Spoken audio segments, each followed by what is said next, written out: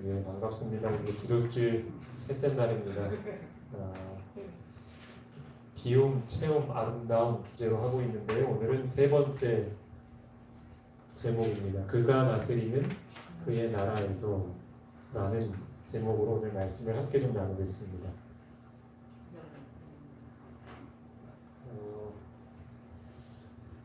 오늘은 이야기부터 좀 시작할까 합니다.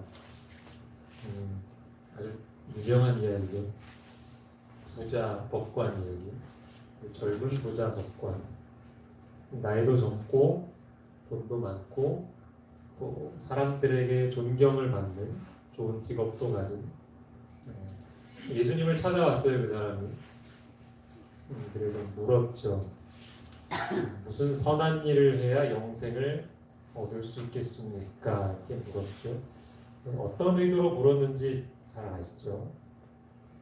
뭘 말씀하셔도 저는 이미 잘 지키고 있으니 저를 칭찬해 주시기만 하면 됩니다. 이런 생각으로 물었죠. 그런데 예수님은 오히려 그 질문이 이상하다고 하시면서 어찌하여 선한 일을 묻느냐? 선한 분은 오직 한 분이시다 하면서 약간 동문서답 같이 대답을 하셔요. 그럼 이제 예수님이 대답을 하십니다. 생명에 들어가고 싶다면 계명들을 지켜라 하시면서 그 계명들을 한번 쭉 읊으시죠. 그걸 듣고서는 이제 이 부자 법관이 생각을 해보니 자기가 어렸을 때부터 다 지켰던 거예요. 자신 있게 대답했죠. 그리고 나서 이제 물었어요. 그러면 저한테 아직도 부족한 게 있습니까? 이렇게 물어봤죠. 그때 예수님이 뭐라고 하셨냐면 소유를 팔아서 가난한 사람들에게 주고 그리고 나를 따라오라 이렇게 말씀을 하십니다. 아시는 것처럼 그 얘기 듣고서는 굉장히 걱정하면서 돌아갔습니다. 그거는 꽤 어려웠나 봐요. 꽤 어려웠던 일이었던 것 같아요. 그리고 나서 이제 제자들이 남아 있었는데 제자들에게 이런 이야기를 하시죠. 얘들아, 부자는 천국에 들어가기가 이렇게 어렵다. 이렇게 말씀을 하셔요. 제자들이 놀랐죠. 제자들은 반대로 생각했거든요. 부자들은 하나님의 축복을 받았기 때문에 구원받기 쉬울 거라고 생각했어요. 근데 왜 반대로 얘기를 하시는 거예요? 그러면 도대체 누가 구원받습니까? 그러니까 하나님으로서는 다 하실 수 있다. 그렇게 말씀을 하시죠.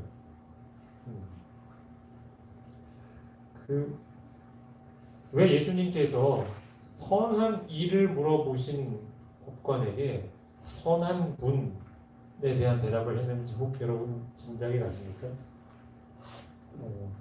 이번 주 저희가 이제 우리의 마음을 비우고 청소하는 일에 집중을 하기로 했는데 그 일을 위해서는 그 일이 가능한 분을 우리 마음속에 초대해야 되잖아요. 그분이 이제 오직 예수님밖에 없다 이렇게 말씀을 드렸어요. 그러니까 우리의 구원은 내가 어떤 선한 일을 하느냐에 달려있지 않은 거죠. 사실 우리는 우리 힘으로 선한 일을 할 수 있다고 생각을 하는데 그러고 있는 우리를 보시면 하나님이 올 때는 한참 멀었다 그러셔요. 그건 내가 원하는 선함이 아니야. 그럼 하나님은 뭘 보시는가? 유일하게 선한 분이신 하나님께서 그 사람의 마음속에 거하셔서 그분이 지도하시는 대로 따라가고 있느냐, 그분이 주시는 힘으로 일하고 있느냐, 그분의 마음으로 일하고 있느냐, 그걸 보시는 거예요. 그렇기 때문에 예수님은 영생에 대해서 대답을 하실 때 이런 일을 하면 돼 라고 말씀하신 게 아니라 선한 분은 오직 하나님이시다라고 얘기한 거예요. 이해가 되세요? 그러니까 우리도 이제 선한 사람이 되고 싶다, 구원받고 싶다, 하나님 나라에 들어가고 싶다 라고 한다면 우리가 해야 할 일은 뭐냐면 먼저 우리 마음 문을 열고 예수님을 모셔드릴 준비를 하면 돼요. 그게 중요한 것이죠. 근데 부자는 천국에 들어가기가 참 어려워 보였어요. 그렇죠? 버려야 할 게 많아요. 그만큼 이 돈에 관심도 많고 걱정할 것도 많고 애착도 많고. 근데 하나님으로서는 다 하실 수 있다라고 이렇게 여지를 남겨두셨단 말이에요. 그러니까 참 어려운 일인데 부자도 구원받을 수 있다는 거죠. 그리고 나서 그 다음 장에 나오는 얘기가 뭐냐면 어제 우리가 살펴본 삭개오 이야기예요. 그쵸? 하나님이 부자도 구원하실 수 있다는 걸 보여주신.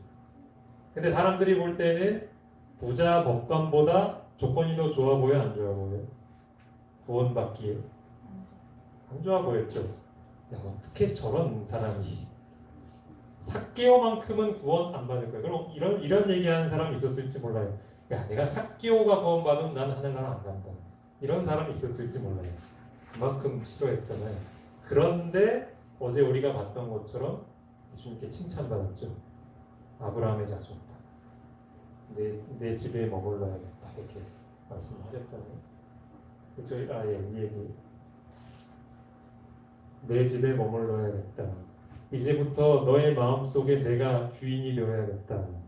그런 말씀이라고 어제 말씀드렸죠. 그러니까 이제 우리가 해야 할 일은 뭐냐면은 성령 하나님을 따라 행하는 거예요. 우리 마음속에 성령 하나님을 모셔드리고 그분이 나한테 뭐라고 하시나를 귀 기울여야 하는 거죠. 그분이 시키는 대로 따라하는 거예요. 때로는 그게 아닌 것 같아도 따라가는 거예요. 그렇죠? 그렇게 되면 어떤 일이 벌어지냐면 육체의 욕심을 이루지 않겠다라고 하는 거죠. 그러니까 우리 본성대로 살지 않는 거예요. 예전에는 이게 하고 싶었는데 성령 하나님은 그렇게 하지 말라고 해요. 그리고 그렇게 할 힘도 주세요. 그럼 나는 그 음성을 따라 하는 거예요. 익숙하진 않지만. 그렇죠? 나는 집에 앉아서 TV를 보고 있었던 사람인데 주님께서 너 기도 주일에 가라 말씀하시면 보고 싶은데 예 하고서는 따라가는 거예요. 그렇죠? 육체의 욕심을 이루지 않는 거예요. 다른 표현으로 이제 율법 아래 있지 않다고 그러죠. 그러니까 율법이 더 이상 그 사람을 정죄하지 않는 거예요. 왜냐하면 자유롭거든요. 그 율법 예전에는 못 지켰는데 이제 지킬 수 있거든요. 누구의 도움으로? 성령의 도움으로 지킬 수 있게 됐거든요. 그러니까 얼마나 자유롭겠습니까? 교회 생활이 되게 자유로워질 거 아니에요, 그렇죠? 안 되는 거 억지로 막 표정 관리해가면서 해가는 게 아니고 성령이 주시는 힘으로 하니까 얼마나 자유로워져요. 그러니까 예수님이 우리 삶의 주인이 되시면 우리의 신앙은 훨씬 더 기뻐지는 거예요. 여기 갈라디아서 5장 19절로 21절 육체의 일은 분명하니 이런 일을 하는 자들은 뭘 유업으로 못 받는데요? 하나님의 나라를 유업으로 하나님의 나라를 유업으로 받지 못할 것이다 라고 했습니다. 그러니까 마음 성전을 활짝 열어서 예수님을 모셔드릴 준비가 되어 있지 않은 사람들은 여전히 육체의 본성의 일을 하면서 살아요. 그리고 그 사람들은 결코 하나님 나라의 백성이 될 수가 없어요. 여러분 생각해 보세요. 내가 대한민국 국민이 되고 싶어요. 그러면 대통령이나 정부가 말하는 지침을 따라야 평화롭게 살 수 있죠. 그렇죠? 근데 난 마음에 안 들어. 대통령도 마음에 안 들고 정부가 하라는 거 마음에 안 들어. 그래서 계속 어겨요. 그러면 이 나라에서 결국은 어떻게 될까요? 추방시키겠죠. 진짜 말 안 들고 계속 말썽 부리면 추방시키겠죠. 하나님 나라도 마찬가지인 거죠. 육체의 일을 계속하면 즉 우리의 마음에 예수님께서 오셔서 마음을 싹 정리해 주시지 않으면 그분이 내 주인이다 라고 생각하고 따르지 않으면 그 사람은 아무리 겉보기에 선해 보여도 하나님 나라의 백성이 될 수 없다는 거예요. 그렇죠? 그리고 나서 중요한 게 뭐냐면요. 우리 마음이 이렇게 싹 비워지잖아요. 예수님께서 예루살렘 성전에 오셔서 다 가지고 나가라 하니까 싹 비워지듯이 우리 마음속에 그 있었던 악한 생각과 습관들이 싹 비워지면 그러면 이제 행동도 달라지고 그러면 이제 비워지는 것뿐만이 아니라 그 안에 예수님께서 다 들어앉으셔서 주인 노릇을 하시는 거죠. 그러면 그 사람의 모습 속에서 나타나는 것은 아주 아름다운 모습들이 나타나죠. 그걸 여기서 뭐라고 표현하냐면 성령의 열매라고 하는 거죠. 성령의 열매는 이런 거죠. 예수님께서 나의 빈 마음에 오셔서 주인이 되셨을 때 나타나는 삶의 모습들이 바로 이 성령의 열매인 거죠. 그래서 잘 아시는 것처럼 이런 9가지가 나오죠, 그렇죠? 이 같은 것을 금지할 법이 없대요. 막고 싶어도 막을 수가 없는 거예요. 어느 나라에나 법이 있듯이 하나님 나라에도 법이 있는데 그건 뭐냐?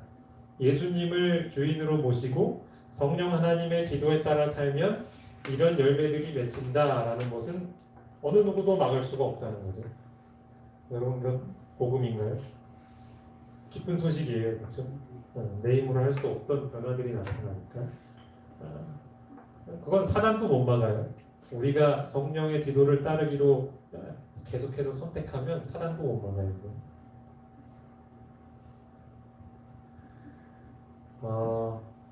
열매를 맺는다는 것은 참 중요하죠. 그렇죠? 하나님의 나라에 들어가려면 우리에게서 이런 열매들이 맺혀야 하는 것이죠. 앞서 말씀드린 성령의 열매. 그러니까 우리가 하나님 나라의 백성이 되려면 어떤 사람이 되어야 할까를 오늘은 좀 같이 생각해 보시면 좋겠습니다. 여기 갈라디아서 5장 24절 말씀 한 번은 같이 읽어보실까요? 그리스도 예수의 시작. 그리스도 예수의 사람들은 육체와 함께 그 정욕과 탐심을 십자가에 못 박았느니라. 네, 그 탐심이라는 거, 삭개오를 지배하고 있었던 그 탐심, 그리고 그 부자 청년 법관의 마음을 지배하고 있었던 그 탐심, 그 탐심과 정욕과 그 다음에 육체가 함께, 여기서 말하는 육체는 뭐냐면 그 하나님이 마음속에 들어있지 않은 이전에 본능대로 움직이던 사람, 이런 뜻이에요. 그런 사람까지도 다 십자가에 못이 박히면 그제서야 어떤 사람이 되냐면 그리스도 예수의 사람들이라는 거예요. 그러니까 넌 내 거야라는 거죠. 그러니까 아무개는 예수의 사람이다. 예수가 다스리는, 예수가 지배하는 나라의 백성이다라는 거예요. 그렇죠? 이게 바로 그 시민권을 얻는 방법이죠. 하나님 나라의 시민권을 얻는 방법. 그 미국의 영주권 얻는 건 되게 어려운가 봐요, 그렇죠? 얘기 들어보면 되게 어렵다 그래요. 시민권 얻는 것도 그렇고. 그런데 그거보다 훨씬 더 가치 있는 하나님 나라의 백성이 되기 위해서 탐심과 정욕과 육체를 못 박는 일은 사실 그렇게 손해 보는 일은 아닌 것 같아요. 근데 이거 너무 어려워 나 안 할래 하고 도망가는 사람들은 왜 그러냐면 그 가치가 얼마나 큰 건지를 잘 몰라서 그럴 거예요. 그렇죠? 제가 한 재밌는 이야기 들려드릴게요. 이거 실화라고 합니다. 들어보신 분 계실지도 모르겠어요. 그 한 선교사님이 선교지에서 겪었던 일인데요. 네, 책에서 봤습니다. 파푸아 뉴기니, 여러분 지도 보시면은 저기 그 태평양 남쪽에 그쪽에 보면 섬들이 이렇게 많은 파푸아 뉴기니.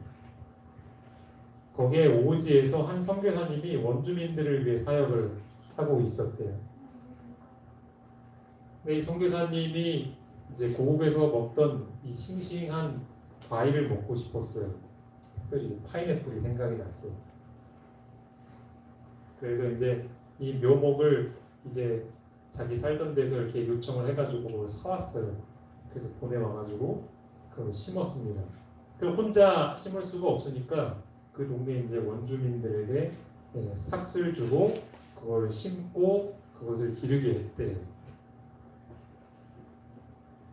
이 파인애플이 익는데 이제 3년이 걸렸다고 해요. 그러니까 이 선교사님이 얼마나 기대했겠어요. 이제 내가 3년이 지나면은 내가 먹고 싶었던 이걸 먹을 수 있겠구나 기대를 한 거죠. 근데 먹으려고 하는 순간 깜짝 놀랐습니다. 왜냐하면 그 100그루의 묘목을 심어놨는데 거기에 열매가 하나도 없었던 거예요. 알고 보니까 그게 어떻게 된 일이냐면 그 원주민들이 다 훔쳐간 거예요. 그 열매가 이제 어떤 거는 또 열매 익지도 않은 거로 막 따갈 만큼 다 훔쳐간 거예요. 너무 화가 나가지고 그 사실을 알고 이제 사역을 잊어버리고 그 원주민들을 위해 열었던 이 병원 일도 안 했어요. 너무 화가 나가지고. 어디 한번 당해봐라. 그러니까 막 사람들이 예전에 다치고 막 병 걸리고 와가지고 치료받고 약 받고 그랬는데 이제 못 왔거든요. 그게 되게 불쌍해 보이기는 한데 너무 화가 나고 막 아이 버르장머리를 고쳐야겠다 그런 생각이 들어서 계속 분을 달았어요. 근데 이제 그 모습을 계속해서 보고 있기가 너무 또 괴로운 거예요. 고통받는 모습을. 그래서 할 수 없이 이제 병원 문을 열었습니다. 그래 이제 사람들이 좀 정신을 차리고 아 이제 하던 나쁜 짓을 안 했을까. 하지만 원주민들은 다시 그 파인애플을 가져가니까 또 가져가요. 몰래요. 그 알고 보니까 왜 그러냐면 그 지방 풍습이 뭔가를 심잖아요. 그러면 그 심은 사람이 그것의 주인이 되는 어떤 법칙이 있대요. 그러니까 아무리 돈을 받고 대신 심어줬어도 아 이거 우리가 심었으니 이거 우리 거야 라는 거예요. 내가 심었으니 내 거라는 거예요. 아무리 설명을 해도 이해를 못 하는 거예요. 그러니까 그 사람들은 훔쳐간 게 아닌 거예요. 아이고 그러니까 그 법을 알고선 너무 답답해가지고 이제 고민을 하다가 어떻게 하면 이걸 먹을까 하다가 이제 그 100그루를 다 뽑아버렸대요. 다 뽑아버렸어요. 그리고서는 이제 그 원주민들을 불러가지고 내가 이 묘목 대신에 칼을 줄 테니까 열매를 건드리지 않기로 약속을 하고 그걸 좀 다시 심어달라 이렇게 얘기를 하고 그 나무를 옮겨서 이렇게 심었습니다. 이제 그리고 자른 그 밑둥은 또 이제 다시 자라서 뭐가 되나 봐요. 그래서 이제 3년을 또 기다렸대요. 그러니까 새로운 장소에다가 또 심은 거예요. 이제 약속을 하고. 그런데 원주민들은 또 새로 심어놓은 게 또 3년 후에 자라니까 그걸 또 가져가는 거예요. 또 훔쳐가요. 화가 나가지고 이번에는 그 원주민들을 위해서 열었던 그 상점, 생활 필수품들을 팔았던 상점 문을 닫아버렸대요. 그러니까 이게 원주민들도 이 선교사 근처에 이제 올 필요가 없다 생각을 하고는 예전에 살던 정글로 돌아가 버려요. 그러니까 이게 영혼들이 없으니까 선교사니까 할 일이 없잖아요. 할 일이 없어져 버렸어요. 그래서 어쩔 수 없이 이제 상점을 다시 열고 어떻게 했냐 하면 거기에 이제 아주 무서운 셰퍼트라는 개를 이제 거기다 데리고 왔어요. 지키고 서 있게. 그래서 못 따먹게. 그러니까 이제 선교사 옆에 이 개가 있으니까 원주민들이 감히 이제 접근을 못 하는 거죠. 그런데 이제 어쩔 수 없이 이제 사람들이 또 이제 개 때문에 못 오니까 아까랑 마찬가지 이제 선교사님 옆에 올 수가 없으니 사역을 할 수가 없잖아요. 그래서 그거마저도 이제 안 되겠다 싶어서 개를 이제 또 보냈습니다. 이제 그러던 어느 날 이제 선교사님이 고국으로 돌아와서 이제 수련회 집회 강사가 됐는데 그때 이 선교사님이 뭘 깨닫게 됐냐면 우리의 모든 것은 하나님 것이구나. 그리고 이제 회개를 하면서 이렇게 기도를 했대요. 저는 파인애플 밭을 제 소유로 여기고 화를 냈습니다. 그러나 이것도 하나님의 것임을 깨닫고 이 밭을 하나님께 드립니다. 그리고 나서 이제 고국에 돌아가서 이제 하나님의 것이니 하나님께 맡기겠다 하고서는 혹시라도 하는 기대 마음에게 살펴봤는데 여전히 원주민들은 그 파인애플을 훔쳐갑니다. 네. 하지만 예전과 달라진 것은 이 선교사님이 더 이상 이 사람들에게 화를 내지 않았대요. 그냥 뭐 하나님 거니까. 그러니까 이제 원주민들도 이상한 거죠. 화를 내는 선교사가 이제 화를 안 내니까 찾아와가지고 당신이 드디어 그리스도인이 된 것 같다고. 그래서 선교사님이 그제서야 깨달았답니다. 자기가 말로는 서로 사랑하라고 가르쳐 주는데 정작 자신이 그렇게 살지 못했다라는 것을 깨닫게 된 거죠. 그래서 물어봤대요. 그렇다면 왜 화를 내지 않습니까? 그랬더니 저는 그 밭을 하나님께 드렸습니다. 그러자 원주민들이 깜짝 놀란 거예요. 심각해져서 얼굴이. 그 밭 주인이 하나님이라고? 그러면 우리 아이가 아픈 게 다 하나님 밭에 있는 거 훔쳐 먹어서 벌 받은 거 아니야? 이런 얘기를 하는 거예요. 우리 아내가 아이를 못 낳는 것도 우리가 돼지와 물고기를 못 잡아 먹는 것도 다 그래서 그런 건가? 막 그래서 이제 우리가 이래서는 안 되겠구나 하고서는 파인애플을 훔쳐먹지 않기로 했대요. 그리고 그들은 진심으로 하나님을 두려워했답니다. 그러자 이 선교사님이 이제 안 따갔으니까 이제 주렁주렁 열렸을 거 아니에요. 그 파인애플을 이제 따가지고 이제 원주민들을 같이 초대해가지고 그 파인애플을 까서 같이 나눠 먹었답니다. 풍족하게. 예. 되게 표정이 좋아 보이네. 네, 원주민들은 선교사님이 변화된 모습을 보고 자신들도 변하고 또 자진하여서 그리스도인이 되었다고 합니다. 이 책의 이제 마지막에 이런 게 있어요. 당신의 파인애플 밭에는 무엇이 심겨져 있습니까? 그렇죠? 그러니까 이 선교사님도 참 어려웠어요. 진짜 저도 책을 읽으면서 이 선교사님의 감정에 이게 이입이 되더라고요. 화가 나고 나라도 그랬을 것 같아요. 너무 이치에 맞지 않으니까 이해할 수 없는. 하지만 자신의 어떤 삶의 주권을 하나님께 내맡긴 거죠. 모든 판단을 그냥 하나님께 맡긴 거예요. 하나님께서 그것은 나의 것이다 라고 말씀을 통해서 보여주실 때 그것이 비록 이해가 되지 않고 내키지 않았지만 하나님의 명령에 순종한 거죠. 이게 진짜 하나님 나라의 백성다운 모습이죠. 그렇죠? 지도자께서 말씀하시니 네 하고 순종하는 거예요. 기쁜 마음으로. 그렇게 될 때 우리 안에서 나타나는 것은 열매가 맺히는 거죠. 성령의 열매. 그 9가지 성령의 열매. 그렇게 그런 삶을 살면 우리 이제 그 옛날 습관처럼 살지 않는 거죠. 마치면서 제가 오늘 노래를 또 하나 소개해드릴까 합니다. 사실 오늘 제목은 이 노래 제목이기도 합니다. 그가 다스리는 그의 나라에서라는 거예요. 이 사실 어린이들이랑 이제 어른들이랑 같이 이렇게 나눠서 부른 문답식으로 나오는 가사인데 하나님 나라는 어떤 곳일까? 그러면서 이 하나님 나라가 지금 이 땅에도 있고 또 장차 세워질 나라이다라는 것을 의미들을 이렇게 설명하는 노래인데 한번 가사를 보시면서 노래를 한번 들어보시죠.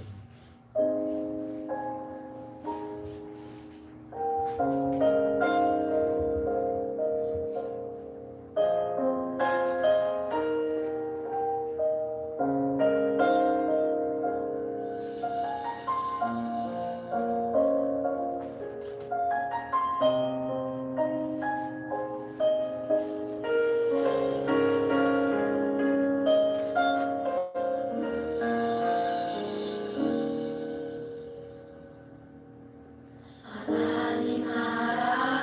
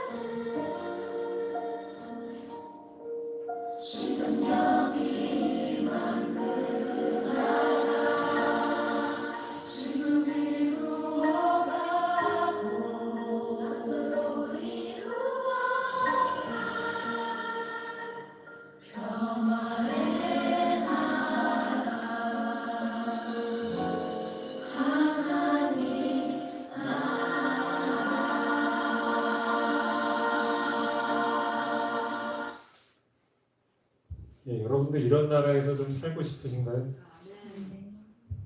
예수님께서 우리 마음의 주인이 되시면 우리 마음이 그런 나라가 됩니다.